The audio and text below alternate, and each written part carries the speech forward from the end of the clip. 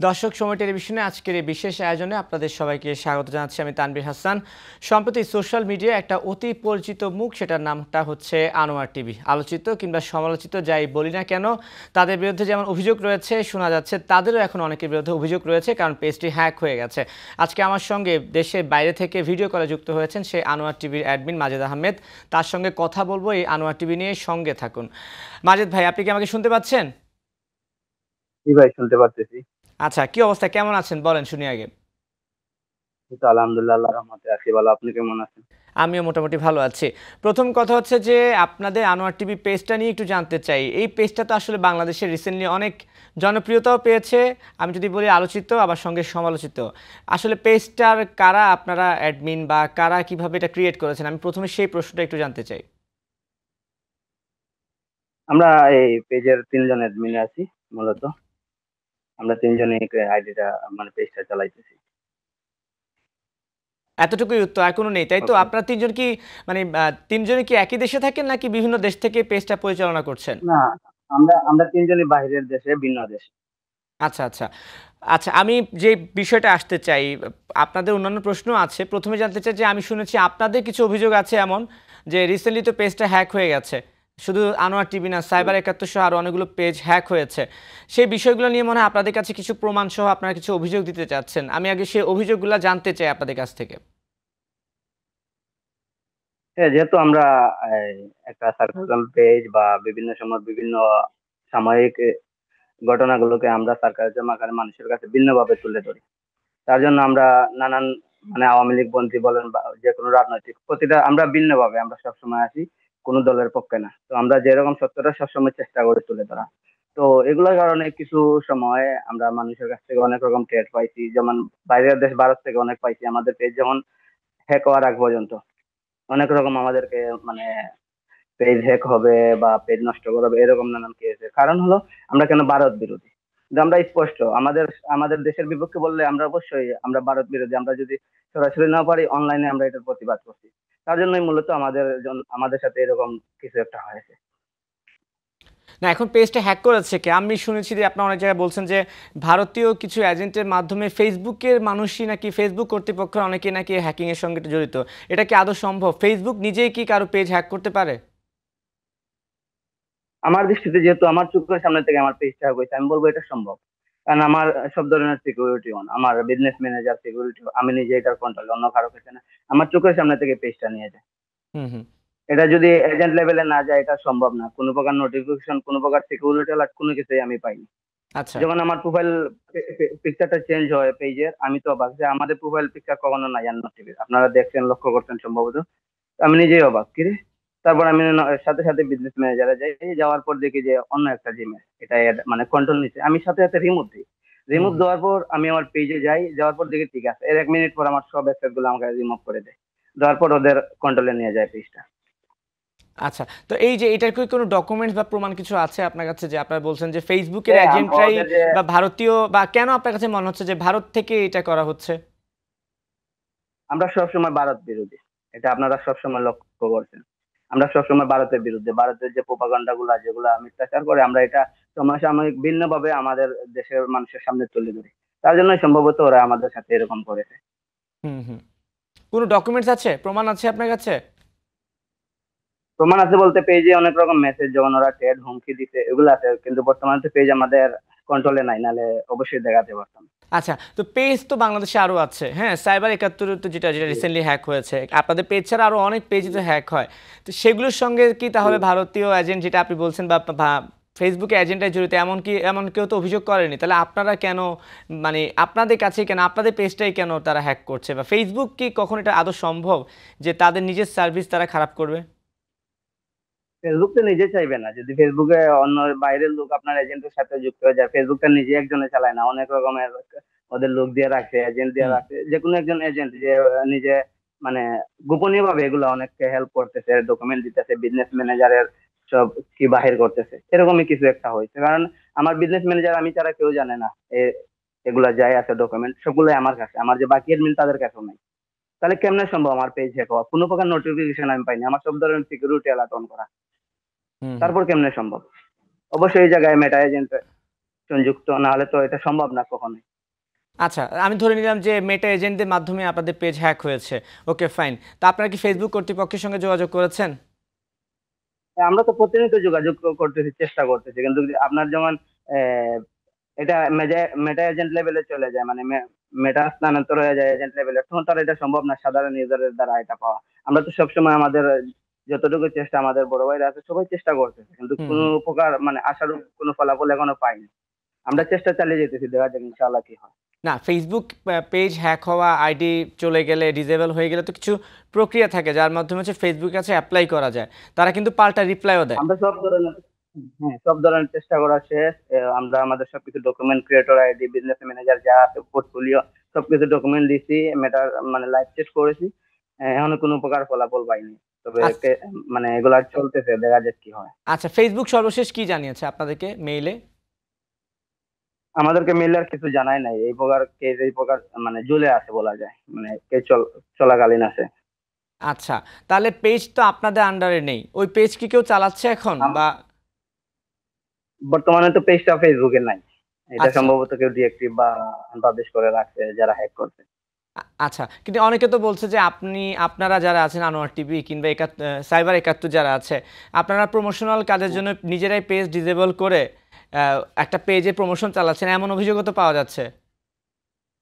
না, আমি আপনাকে বিষয়টা ক্লিয়ার করে বলি, যেহেতু আমরা পেজটা ফান হিসাবে মানে আমরা প্রথমে শুরুতে অন করছি, যেহেতু আমাদের আনোয়ার শুরুতে এটা ফান হিসাবে নিজের আইডিতে দিত আনোয়ার টিভিতে, কিছু ভিন্ন কারণে তারপর ফ্রেন্ডদের বলা হয় যে একটা আনোয়ার টিভি নামে একটা পেজ করো, তারপর থেকে করা। আমরা ফান হিসাবে শুরু থেকে করছি। হুম, হুম। আমাদের পেজটা যখন ভাইরাল হয় সবার সামনে আসে, আমাদের কখনোই কোনো চিন্তা আসে না যে আমরা এটা থেকে ইনকাম করবো। আলহামদুলিল্লাহ আমাদের অবস্থান ভালো আছে, যেহেতু বাইরে আছি চলার মতো। তো আমাদের পেজ ভাইরাল হওয়ার পর অনেক ধরনের ফ্রম শেয়ার পোস্ট বা এড, অনেক ধরনের আলহামদুলিল্লাহ ভালো লেভেলের কি আসছে, মানে এগুলা ওনাদের সাথে সংযোগ হয়ে আমরা ভালো একটা টাকা দিবে মাসে। আমরা সোজাসুজি আমাদের অডিয়েন্স এর কথা চিন্তা করে আমাদের যে বিনোদনটার ধারাবাহিকতা অব্যাহতি রাখতে, আমরা যে ফটোকার্ড গুলাতে আমাদের ভিন্ন ধরনের মানে অ্যাড দিতেছি, মানে আনকমন, যেগুলো আমাদের দর্শকরা কি করে আমাদের পোস্ট গুলা দেখার আগে নিচে এড গুলা দেখে, এগুলার জন্য বিনোদন পাই। এগুলো আমরা চাই না যে চেঞ্জ হোক, তার জন্য আমরা কোনো সময় ইনকামের চিন্তা করি নাই, কোনো সময় প্রমোশনের কোনো চিন্তা করি নাই।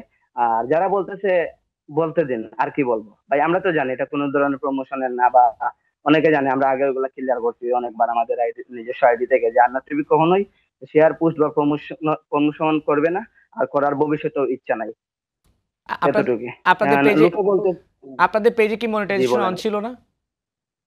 না, আমাদের পেজে মনিটাইজেশন অন ছিল না। আচ্ছা, আর কিছু মনে বলতে চাচ্ছিলেন, শেষ করতে পারেন কথাটা।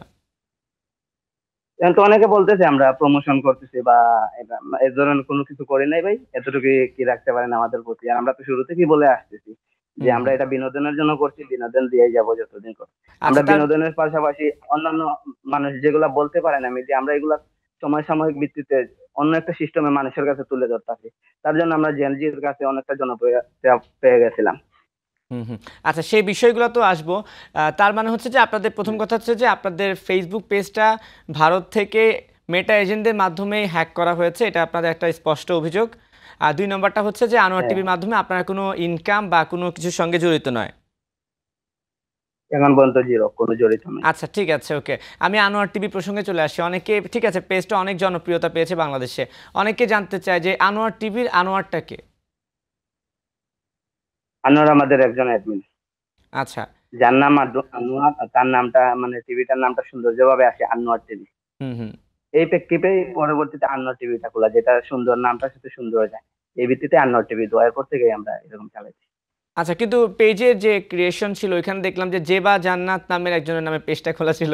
পরবর্তীতে সেটা আনোয়ার টিভি রূপ ধারণ করেছে। এমন কিছু কি আছে? না না না না না, আমাদের আন্নোর টিভি মূলত খোলা হয় 25 মে 2025। আচ্ছা, ২০২৫ সালে খোলা হয়েছে। ওকে। হ্যাঁ, জেবা জান্নাত বাংলাদেশে বর্তমানে যে কয়টা ফেসবুক পেজ আছে সবগুলাই ফেক। জেবা জান্নাত, এই কি প্রার্থনা এসে আমি দেখছি হিস্টোরিতে, এগুলো সবই ফেক। আমাদের আন্নোর টিভি কোনো নাম চেঞ্জ হয় নাই কখনো। আচ্ছা। আমাদের যে পেজ গুলো আছে সবগুলো আন্নার টিভি, আর সবগুলো 2025-এ হুম, হুম। মে মাসের পর খোলা। আচ্ছা। আপনাদের কয়টা পেজ আছে আনোয়ার টিভি ছাড়া? আমাদের আন্নোর টিভি মেইন একটা ছিল, ব্যাকআপ পেজ হিসাবে একটা ছিল আন্নোর টিভি। হুম, হুম। এটা 70,000 প্লাস, ওইটা বর্তমানে আনপাবলিশ করে আমরা রাখছি, ওইটা হ্যাক হওয়ার সাথে সাথে ওই তারপর আন্নার টিভি ভিডিও একটা আছে ষাট হুম, কে হুম। প্লাস। আর একটা ছোট টিভি আছে আয়রনি টিভি, বাট ওইটা তেমন ব্যবহার করা হয় না, তবে এটা আমাদের আছে। যেহেতু আপনি জানতে চাইছেন তাই বলে দিলাম, এই সাইডটাই আমাদের আছে। আচ্ছা, এর বাইরে যেগুলো আমরা দেখি যে কি জামেলা টিভি, অনেক অনেক ধরনের লোগো, বিভিন্ন বেসরকারি চ্যানেলের লোগোকে নকল করে যেগুলো বের করা হচ্ছে, ওগুলা কাদের তাহলে? এগুলা ভিন্ন মানুষের। রান্না টিভি যেমন ভাইরাল হয় সবাই জানে, তারপর ভিন্ন মানুষ ভিন্ন জামেলা টিভি, অনেক রকমের টিভির নাম দিচ্ছে যেগুলো বলার মতো ইচ্ছা নাই আমার। তো এগুলো রান্না টিভি থেকে ওরা দেখা দেখি শিখছে আর কি, শিখে এই কি করছে, আচ্ছা, ভিন্ন ভাবে ওরা চেষ্টা করতেছে। ঠিক আছে। মাজেদ ভাই, জি। আপনার অভিযোগ তো শুনলাম। এখন আপনাদের এই আনোয়ার টিভির বিরুদ্ধে তো অনেক অভিযোগ আছে। যেমন প্রথম অভিযোগ হচ্ছে আপনারা একটা বেসরকারি চ্যানেলের লোগোকে নকল করে পেজটা খুলেছেন, যার কারণে সেই চ্যানেলের নিউজটাও কিন্তু বিব্রত বোধ করেছে। অনেকে আসলে কোনটা রিয়েল নিউজ কোনটা ফেক নিউজ করতে পারছিল না, এতটাই জনপ্রিয় হয়ে গেছিল আনোয়ার টিভি। আপনারা সেই বেসরকারি টিভি চ্যানেলের লোগোকে কেন টার্গেট করলেন? দেখেন আমি বলি যে আপনি পেজের কথা চ্যানেলের কথা বলতেছেন, ওইটা মানে ওইটার সাথে আমাদের কেন মিল, এটাই তো, তাই না? হুম, হুম। সাধারণত টাটার ও প্যারোডি টাইপ যে কোনো কিছুতে অরিজিনালটার সাথে প্যারোডি কবে সারাঞ্জম তো থাকবে, এটাই স্বাভাবিক। পেজের ক্রিয়েটর আনোয়ার যমুনা টিভিকে বেছে নেয় টাটার কন্টেন্ট বানাতে। এটার কারণ, প্রথম কারণ, যমুনা টিভির প্রথম সারির নিউজ প্ল্যাটফর্ম, আর দ্বিতীয়ত যমুনা টিভির লোগোতে যে ওয়ার্ড গুলো আছে সেগুলো উল্টা পাল্টা বা মডিফাই করলে আনোয়ার লোগোতে ট্রান্সফরমেশন হয়ে যায়। ওকে। আর উনি এভাবে যমুনা টিভির লোগো ও আনোয়ার টিভি বানিয়ে ফেলে ফটোকার্ড ফন্ট ও 95% সেম নিজের প্রোফাইলে কয়েকটি পোস্ট শেয়ার দিয়ে রাখে। সেগুলো ভাইরাল হয়। তখন ফ্যান লিস্টের অনেকে বলে আন্নার টিভি নামে একটা পেজ খুলে ফেলো। এরপর থেকে আন্নার টিভি খোলা। তবে মূলত উনি ওনার আইডিতে প্রথমে দিয়েছে আন্নার টিভি এগুলা কি কইরা। এরপর থেকে ভাইরাল হওয়ার পর ফ্যান লিস্টের লোকেরা বলছে যে নিজে একটা আন্নার টিভি পেজ দেয়। এরপর থেকে দেওয়ার এই থেকে আমাদের শুরু। না, এখন আপনারা তো হয়তোবা নরমালি খুলেছিলেন, মজা করছিলেন, কিন্তু মজায় মজায় যে বাংলাদেশের প্রথম শ্রেণীর গণমাধ্যমগুলো বিতর্কিত হয়ে গেল। মানুষ নিউজ কোনটা সত্য কোনটা মিথ্যা যাচাই করতে পারছিল না। একটা সময় এমন হয়েছে যে মানুষ আনোয়ার টিভি নিউজকেই সত্য বলে ধরে নিচ্ছিল, যেগুলো আপনারা মজা করে পোস্ট করছিলেন। সেটা কি আসলে আমাদের গণমাধ্যমের জন্য একটা হুমকি না? হুমকি কিনা এটা তো শিওর না, তবে আমাদের যে ফলোয়ার যারা ওরা তো আগে পুশ দেখার আগে আমাদের ফটোগ্রাফ গুলা নিজের এড গুলা দেখে, দেখার পর ওরা কনফার্ম হয় যে এটা আন্নোর। হুম, হুম। তারপরে এরকমই ফান টাইপ হিসাবে ওরা নেয়। তো বিতর্কিত তো হওয়ার সুযোগ আমি দেখতেছি না এই জায়গায়, না, না। যেহেতু আন্নার টিভির নামটা দেওয়া। যে না, না, বলেন। বিতর্কিত হওয়ার সুযোগ আছে একটু। আমি যদি বলতে চাই যে আমাদের দেশের সব মানুষ তো আসলে খুব অনেকটা ফেসবুক, সোশ্যাল মিডিয়া বুঝে না। তারা আসলে ছবি বা ক্যাপশন দেখেই শেয়ার করে। বেশিরভাগ মানুষ তাই কিন্তু হয়। হ্যাঁ, তো সেক্ষেত্রে আনোয়ার টিভি নাকি হ্যাঁ। যমুনা টিভি বা কোনো একটা অন্য চ্যানেল কিনা, সেটা কিন্তু অনেকে দেখছে না। ধরুন আপনি একটা লিখেছেন যে অমুক জায়গায় দুর্ঘটনায় 5 জন নিহত, সে কিন্তু ওটা সত্য মনে করে শেয়ার দিয়ে দিচ্ছে। হয়তোবা 10 জনের মধ্যে 2 জন বুঝতে পারছে যে এটা একটা ফানি পোস্ট ছিল, কিন্তু বাকি 8 জনই কিন্তু সিরিয়াস লেভেলে সেটাকে শেয়ার দিয়েছে। এবং আনোয়ার টিভির জনপ্রিয়তার পেছনে কিন্তু এটা একটা কারণ। সো এটার জন্য কি আপনাদের কাছে নিজে থেকে দোষী মনে হয় না যে আমি গণমাধ্যমকেও আসলে বিতর্কিত করে দিয়েছি?